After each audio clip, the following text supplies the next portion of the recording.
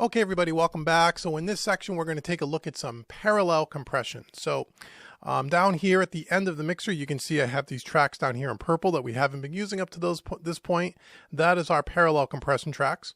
And we have a parallel compression track, or the way I like to typically do this, is I have a parallel compression track for every bus channel that I have. So they're like mirrored. So for example, you see I have P bass or P drums for parallel drums, P bass for parallel bass, P guitar for parallel guitars, so on and so forth.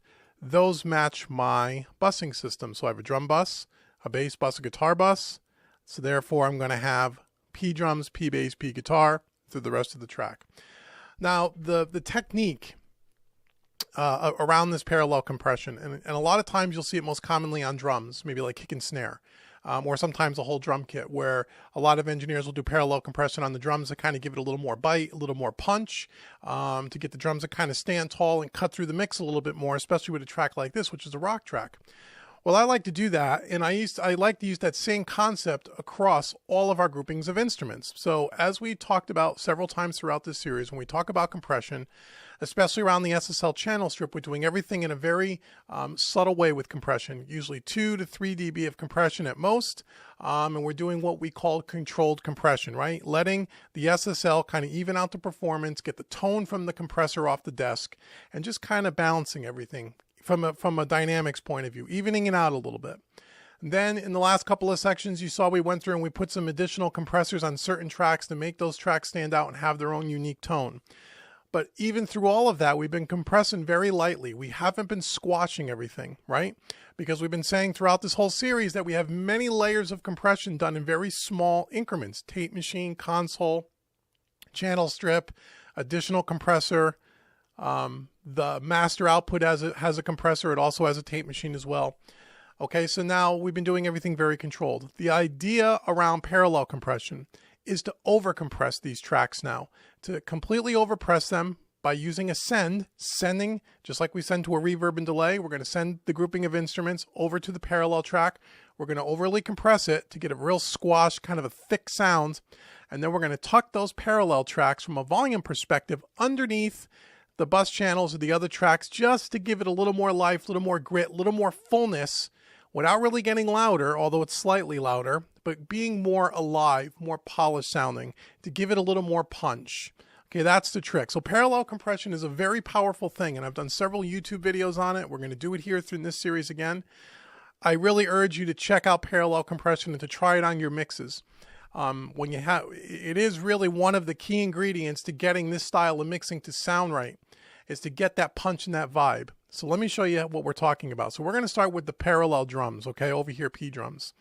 On this signal path, we're having the virtual tape machine, like we've been doing throughout the mix, over to the virtual mix bus of the VCC, like we do on all the mix. And now we're going to be following it up again with a couple of our choice pieces of analog hardware.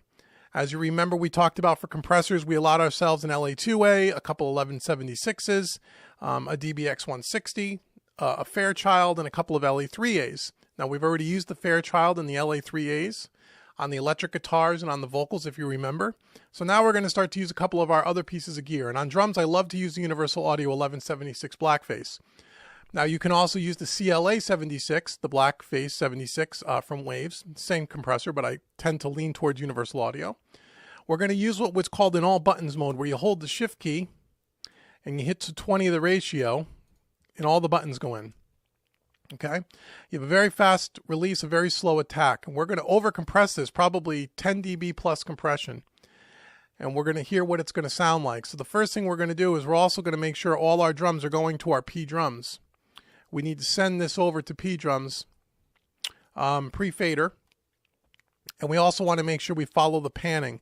So if we have a tom that's panned over towards the left, we want to have that parallel track going to the left as well, so things don't sound a little weird. Okay, so we're going to send, now some people will just send kick and snare over. I like to send the entire drum kit. Most times. Sometimes I may only send kick and snare. It depends on the track. I don't typically send the rooms, and I don't typically send the overheads. I'll try it. It's usually kick, snare, toms, the close mic stuff. And we'll do the overheads this time because the overheads are not really overpowering. And if we don't like it, we can always back it out. So as a send, we're going to come over to P drums, right? We're going to go pre-fader. Okay, now on the kick drum, instead of being at 0 dB on the send level, again, I like to back it off to about -3. Okay, on the snare, I'm going to be at 0 dB. Again, everything is pre-fader. Same thing with the hi-hats. We'll go ahead and do the same thing with the overheads. We can always adjust the send level if we think it's a little too much. But certainly Tom 1, Tom 2, Tom 3, and Tom 4. Okay, now we're also going to follow the panning, as I said. So Tom 4 is about 82% to the left, so we're going to pan our send over. And every DAW is done a little bit differently here. 82. Our Tom 3 is panned over left 45, so we're going to go left 45. Oops. 44, close enough. Tom 2, left 11%, as close as we can without getting crazy. Tom 1 is right 44%. Oops.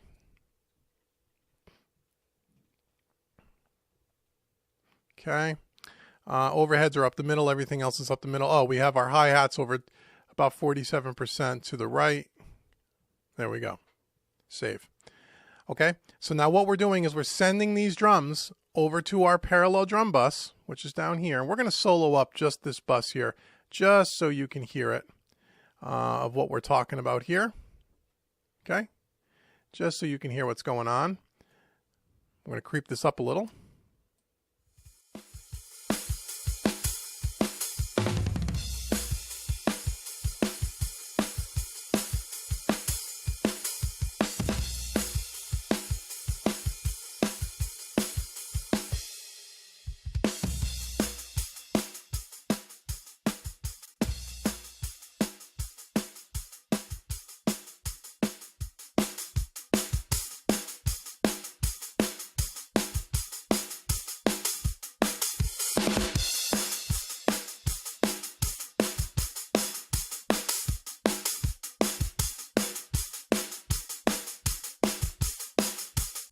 Okay, you can almost hear the kick distorting it a little bit. That's okay. It's one of the reasons why I turned down the sem level. But we're going to hit this even more.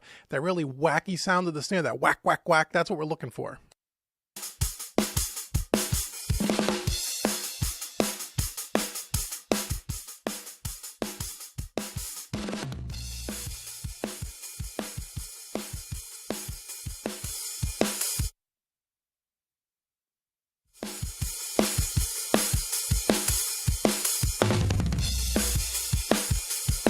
Okay, on its own, it doesn't sound very good, right? We're over compressing this big time.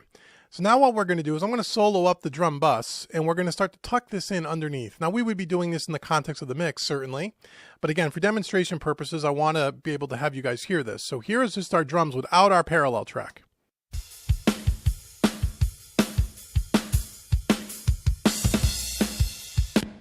Okay, with our drum verb. So now what I'm going to do is I'm going to start to creep in the parallel drums. Listen for the snare especially. You're going to hear it get thicker. You're going to hear the crack come out a little bit more.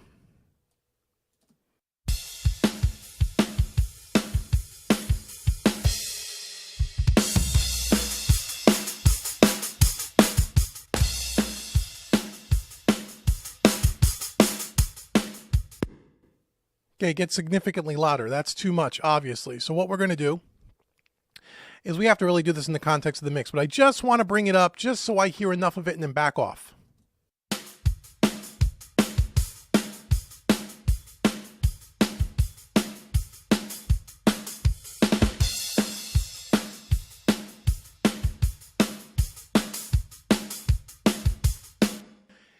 Hear how the kick just gets a little bit more punchy, the snare gets a little bit more thick sounding, the whole drum kit just gets a little thick, especially the kick and the snare. Gets really thick, really beefy, but still retains the dynamics because we're really using the bus, the regular bus, as the main sound, and we're just tucking this in underneath. Follow what I mean? Okay, so that's where I like to kind of start, and as we bring in the rest of the instrumentation, we'll balance this so you'll get what I mean. Now when we talk about the bass, let's go over to the bass. I do the same thing with the bass guitar, okay? We're going to take the bass, both bass tracks, we're going to send it over to our bass bus, or a P bass, I'm sorry. Pre-fader, okay? And on the bass parallel track, we're going to use another one of my favorites, the Waves DB160. Great compressor. Okay, so first we're going to start off with checking the levels of our tape machine and of our virtual mix bus.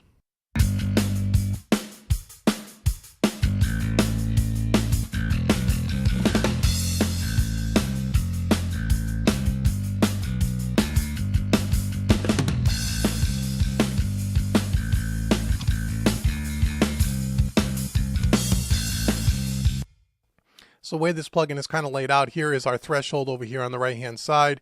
Here's the compression level, and here is our output gain.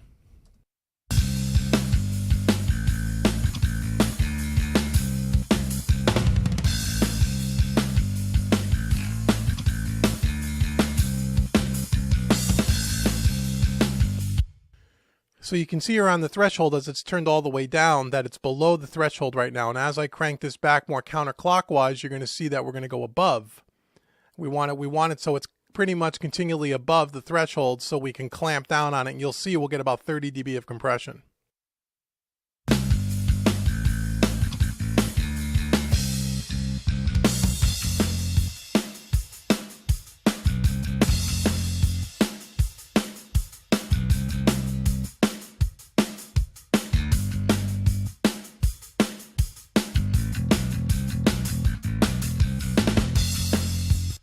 Okay, we're doing about 20 dB there. So now I'm going to start to crank in this extra bass and so we can hear it thicken up the bass.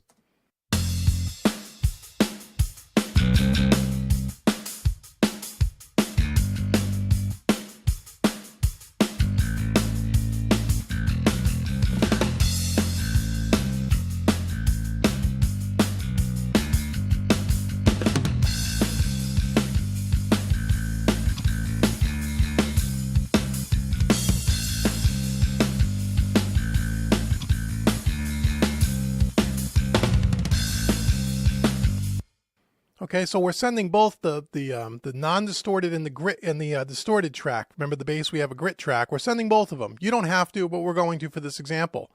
Okay, and again, so now just our drums bass, just our rhythm section. I'm going to mute these and turn them on and off so you can hear what they sound like. We'll start with them on, and then we'll take them away, and you'll hear the difference of what these two parallel tracks are just doing to the drums and the bass.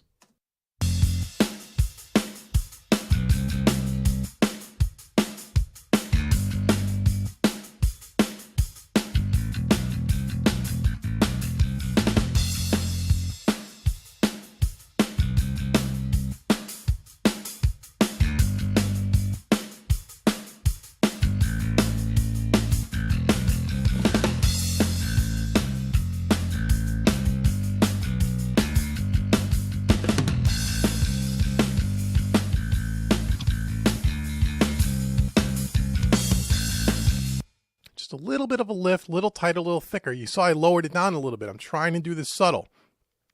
As we have the whole band in, we'll adjust them all as a group to get our final level. But you can start to hear how just the rhythm section now sounds more powerful.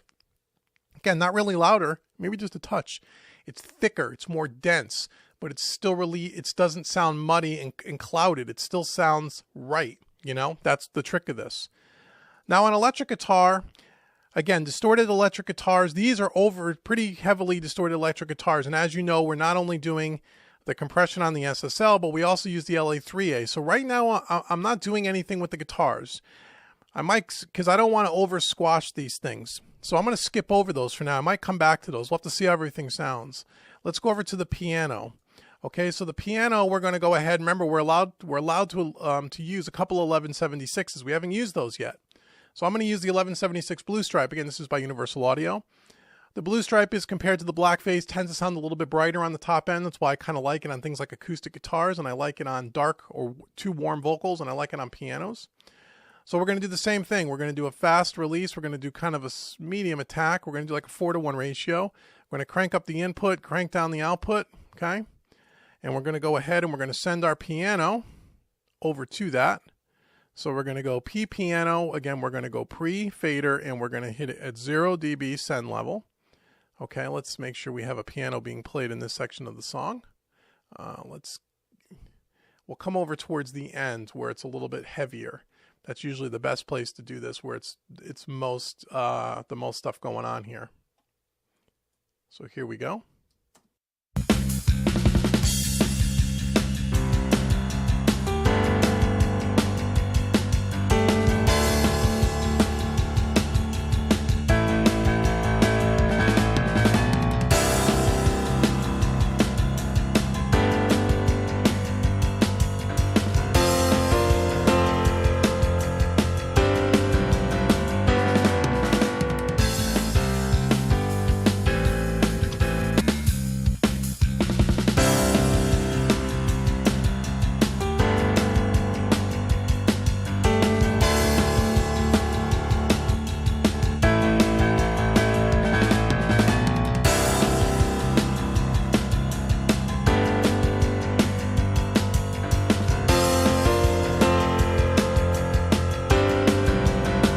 Okay, so the piano now, the brightness kind of cuts through a little bit.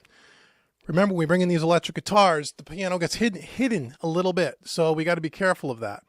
Now we're going to go over to the vocal, and we're going to do the lead vocals. Now, we're going to use an LA2A on the lead vocal. Why? Because we haven't used it yet. And we said in our virtual analog studio, we allow ourselves an LA2A. So I'm going to do the same thing here. I'm going to go at first, I'm going to unmute the electric guitars because we want to hear those back in all of this. So we're gonna mute those. Lead vocal, same thing for the verse and the chorus. We're gonna send it over to the P lead vocal, parallel lead vocal. We're gonna do a pre-fader. Once again, 0 dB on the send level, and we're gonna do the same thing for the chorus. Okay. Let's get over to a verse here, a verse chorus deal, so we can hear all that. Okay. Here we go, and we're going to try to dial in this LA2A. Again, we're going to be somewhat subtle. We're going to hit it pretty hard, but we're not going to turn it up very much. So here's the lead vocal. As far as I can remember, you never made a single effort to make me not feel segregated. The fact of me being different is to you just another symptom. You can accept how I'm not what you expected. You can stare, I smoke and drink, and that I'm not what you may think. So it really gets that vocal to just come up a little bit more. It almost seems like it's sitting a little more in front of you, and you can hear the end of the phrases with a little bit more clarity. You don't lose any of the words now. It's just getting a little bit more beef, and it's sitting a little bit closer so you can hear everything better, okay? And again, I'm doing this quickly for the demonstration purposes, okay? Now we're going to do the same thing with the background vocal, and we're going to use the same LA2A. Even though I said in our virtual analog studio we only had one, okay, we have two LA2As in our studio. We have a high-end studio.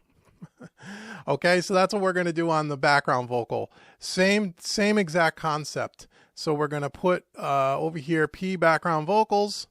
We're going to go ahead and we're going to send level it. Now we got to make sure we follow the panning on this too, because we did a lot of hard left, hard right panning. So let's make sure that we follow the panning. And again, we just do that even though we're not really bringing up the volume level on the parallel tracks very much, as I've been saying. You don't want to have the parallel track with the vocal coming up the center if on the regular track it's panned to the hard left, because if you bring it up a little too much, you lose some of that stereo separation. So it's important to make sure that you follow the panning on these parallel tracks. Oops. Okay, so just be aware of that. And then sometimes I even forget to do this part. But you need to try to remember to do this. Okay, so we're going to go hard left, hard right. That's not what I wanted to do. Remove. Hard left, hard right. Okay, so now all our background tracks are all following the proper panning. Let's hear them all. So I guess at this point we could take all the soloing off, right? Because we've pretty much, let's get rid of all of our solo. We want to hear everything. Okay.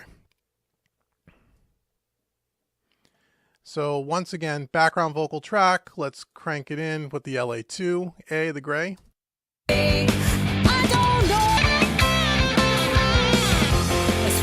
I can remember, you never made a single effort to make me not feel segregated. The fact of me being different is to you just another what you expected. You can stand, I smoke and drink, and that I'm not what you may think. I don't know how this will be. I always thought I'd never lose you.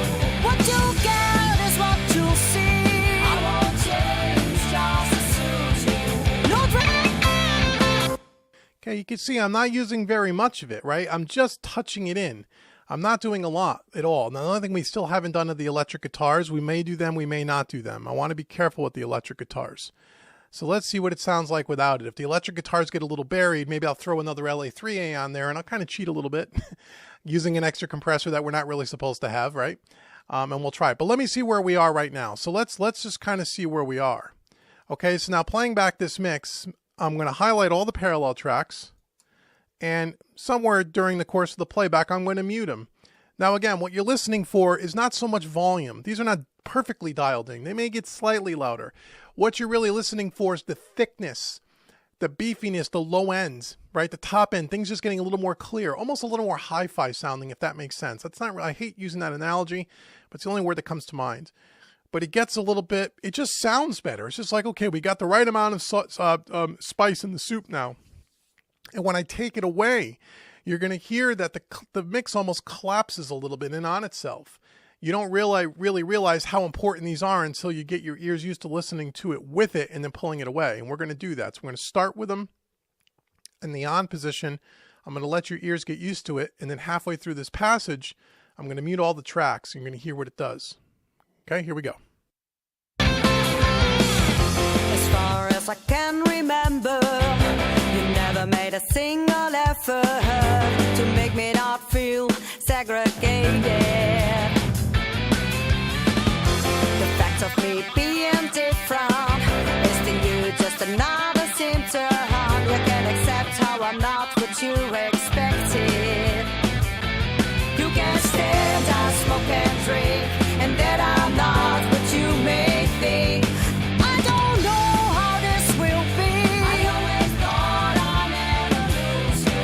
What you get is what you'll see. I won't change just to suit you. No dress blowing in the wind. You'll see me running through the hayfields. That's your dream, but that's not me. I won't change. Okay, did you hear the difference there? Did you hear everything kind of got a little more lively and a little more clarity, right? We're not using a lot of it. That is the power of parallel compression. Now, again, I didn't do it on the electric guitars because I don't feel like we need it. Really don't feel like we need it yet. You know, if I were to put this mix down and come back 24 hours from now and listen to it, I might feel the guitars need a little bit more and I might put a compressor on it. But typically, I'll put them always on drums, bass, any kind of strings and vocals. Guitars, if it's heavy distorted, maybe not so much. More clean sounding, acoustic, certainly. And this is kind of that secret sauce on what you can do. And this is another big secret, if you will, or tip, or one of my main ingredients to how I get the mix to sound more polished and more analog sounding. It kind of rounds off and finishes off the sound. So I urge you to check out and use parallel compression. Now, again, remember, you got to kind of stick to your list of, we cheated a little bit, but you want to kind of stick to your list of compressors. And again, you noticed we used some different compressors across these tracks. We didn't use the same compressor on a couple of tracks we did, but we used an 1176 blackface. We used a DBX 160. We used an 1176 blue stripe, which sounds different. We used an LA2A. We used 4 different types of compressors. Again, you can do this with any compressor. You're just over compressing it and tucking it under the track. But why are we using 4 different compressors? If you don't know the answer by now, you haven't been paying attention throughout this course. I'm going to say it again. Because they sound different from each other. It's a tonal thing, right? That's part of the secret. That each parallel track sounds a little bit different because each one of those compressors is doing something slightly different. The way the compressor reacts to the signal coming in, the type of compressor it is, whether it's a tube-based compressor or an opto compressor like an LA2A, or whether it's a FET-style compressor like an 1176. They react different, they sound different. So again, it adds a little bit more of that vibe to the overall mix, even though it's subtle. Okay, so I hope that all makes sense for you. If some of this was confusing and you're new to parallel compression, certainly rewind and watch again. Also, go out to my YouTube channel, Home Recording Made Easy. I have no fewer than 2 or 3 45-minute videos or so showing this demonstration again. And some of those videos have different plugins to kind of prove a point that you can do this with any plugin.